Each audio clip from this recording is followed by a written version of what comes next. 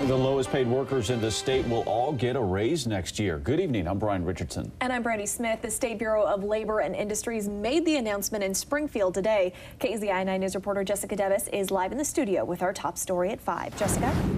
That's right. Minimum wage will be $8.95 next year. That's 15 cents more than the current rate. Minimum wage advocates say the hike is crucial to keep the lowest tier of workers from falling behind. Mostly I just cook, but every once in a while they'll throw me into the bar. After about 7 months of prepping pies at Papa's Pizza, That's where that goes. Jake Babcock now makes $8.90. That's 10 cents more than the current minimum wage. And now, thanks to the state government, he'll be bringing in a little extra dough come January. It's a good incentive, to keep working hard. Babcock knows he makes more than most minimum wage workers, with Oregon having the second highest rate in the country. I have family who lives in Idaho, and their minimum wage there is much lower.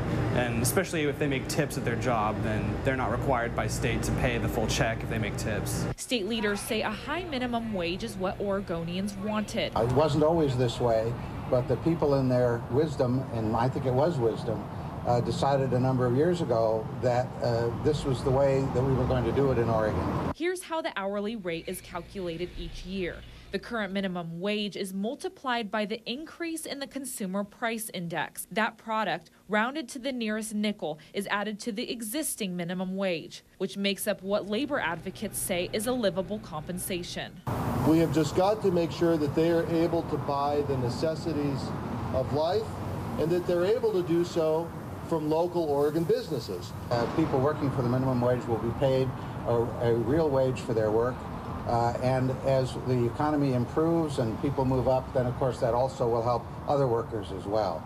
And even if it's just a step up of a few cents for some workers, they say it's still a boost to their budget. Every little bit helps. In 2002, voters approved a state initiative that tied Oregon's minimum wage with the consumer price index increase. However, if the consumer price index goes down, the wage stays even. Live in the studio, Jessica Devis, KZI 9 News.